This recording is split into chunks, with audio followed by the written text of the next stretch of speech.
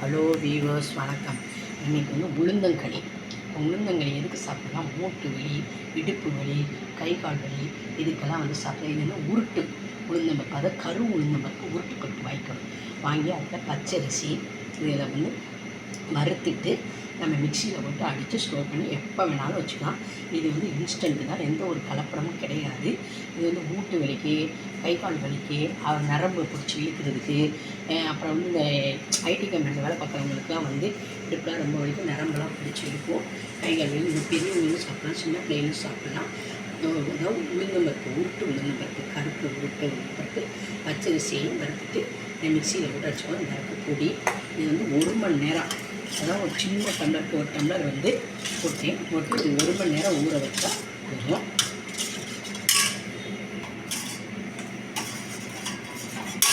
Viewers, உளுந்தங்களி வந்து ready ஆயிடுச்சு. இதுக்கு வந்து நீங்கள் அதாவது 1 டம்ளர், இந்த டம்ளருக்கு 1 டம்ளர் மாவு, இந்த டம்ளருக்கு 1 டம்ளர் மாவு, 3 டம்ளர் தண்ணி ஊற்றி ஊற வச்சிடணும். 1 மணி நேரம் ஊற வச்சுட்டு இது வந்து அந்த பாருங்கள் கரெக்டாக 10 நிமிஷத்தில் இது கிண்டிடலாம். இது வந்து உடம்புக்கு ரொம்ப நல்லது, சத்தானது.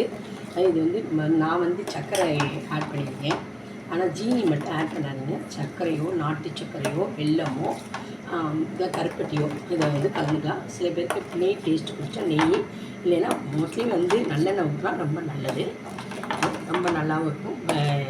மூட்டு வலி, கால் கை, இடுப்பு வலி உங்களுக்குலாம் வந்து ரொம்ப நல்லது. உளுந்தங்களி ரெடி ஆகிடுச்சு.